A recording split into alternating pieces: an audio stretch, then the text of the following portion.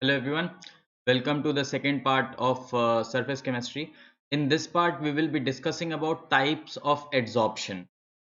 Let us look. Generally, if we talk about types of adsorption, there are two types of adsorption. One is called as physisorption and the other is known as chemisorption. So basically, if the accumulation of gas on the surface of the solid occurs on account of weak van der Waals forces, basically it's due to weak van der Waals forces of attraction, only then the adsorption is physical adsorption, okay, or we name it physisorption. In the same way, if the gas molecule or atoms are held to the solid surface by formation of chemical bonds, then we term that adsorption as chemisorption or chemical adsorption. Okay. Now, the chemical bonds may be covalent or ionic in nature. We do not care about it. If it is a chemical bond, that means it's a part of chemisorption.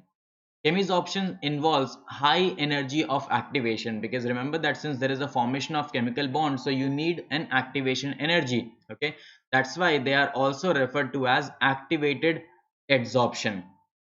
Now, sometimes these two processes occur simultaneously and it's actually not easy to tell which type of adsorption is taking place. Okay, for example, like sometimes the scenario may happen that it started with physisorption and then the temperature increased, and due to increase in temperature, the activation energy is achieved. Okay, so then the process of adsorption can change from physisorption to chemisorption. Like what happens here, you can see dihydrogen is first adsorbed on nickel by van der Waals forces. We know that both of the adsorption process is exothermic. If it is exothermic, the temperature will rise. So molecules of hydrogen then dissociate to form hydrogen atom and are held on the surface by chemisorption. So you can see that after getting adsorbed, they are held by chemisorption. So basically it is difficult to tell if it is physisorption or chemisorption sometimes. Now, let us look at the characteristics of physisorption. So physisorption is physical adsorption. So first is lack of specificity. That means it is not specific. Okay, basically the molecules which are getting adsorbed, they are getting adsorbed irrespective of different location. So they get adsorbed kind of uniformly everywhere on the surface. Okay, because van der Waals forces are universal. Then nature of adsorbate. So the amount of gas adsorbed by the solid depends on the nature of gas, because for different gas it will be different.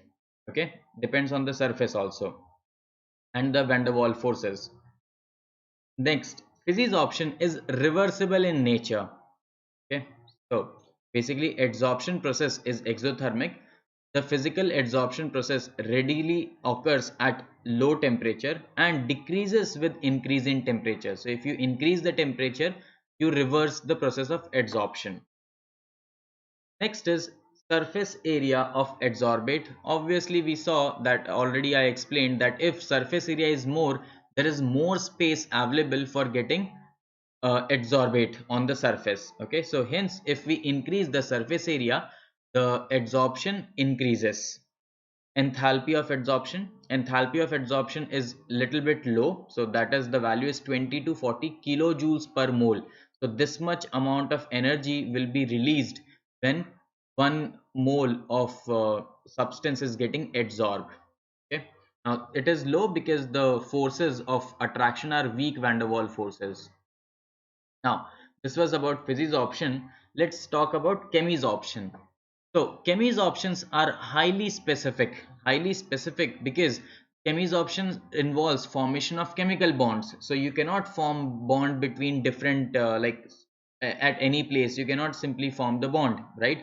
So, the idea is for forming a bond, you need specific locations. So, it is highly specific. Okay, it is also irreversible. It is irreversible. Reason is because chemical bond is formed, so obviously chemical bonds are stronger than van der Waals forces, hence they are usually irreversible in nature. Okay, chemisorption is also an exothermic process, but the process is very slow at low temperature on account of high energy of activation. So like most chemical changes, adsorption often increases with rise in temperature. If you increase the temperature, adsorption increases. Physisorption, it was opposite. Okay, in physisorption, when you are increasing the temperature, the physisorption was reversing itself. Now, physisorption of a gas adsorbed at low temperature may change into chemisorption at high temperature. So usually a high pressure is also favorable for chemisorption. Now, next is surface area. So same as physisorption or physical adsorption. Chemisorption also increases with increase in surface area of adsorbent. Enthalpy of adsorption, since there is a formation of chemical bond, the enthalpy of chemisorption is high, that is from 80 to 240 kilojoules per mole. So this much amount of energy will be released. Now this table here is very important from exam point of view, board as well as your competitive exam. Here this is the difference or similarities between physisorption and chemisorption. Physisorption arises because of van der Waals forces. Chemisorption is because of chemical bond formation. Physisorption not specific in nature. Chemisorption highly specific in nature. Physisorption reversible in nature. Chemisorption irreversible in nature. Physisorption depends on the nature of gas. More easily liquefiable gases are adsorbed readily. Also, chemisorption depends on the nature of gas which can react with the adsorbate show chemisorption, because here there is a formation of chemical bond. So this is a similarity. Physisorption enthalpy is low, enthalpy of adsorption, that is 20 to 40 kilojoules per mole. In chemisorption, enthalpy of adsorption is high, 80 to 240 kilojoules per mole. Physisorption. Low temperature is favorable for adsorption. It decreases with increase of temperature. Please note down, it decreases with increase of temperature. Whereas chemisorption, high temperature is favorable for adsorption. It increases with increase in temperature. Okay, please note down the difference. It increases with increase of temperature. Next, physisorption, no appreciable activation energy is needed. Chemisorption, high activation energy sometimes is needed because there is a chemical bond formation. Please remember chemical kinetics. So you require some activation energy to form the chemical bonds. Next, physisorption depends on surface area. It increases with increase in surface area. Same is the case with chemisorption, depends on surface area. This also increases with increase in surface area.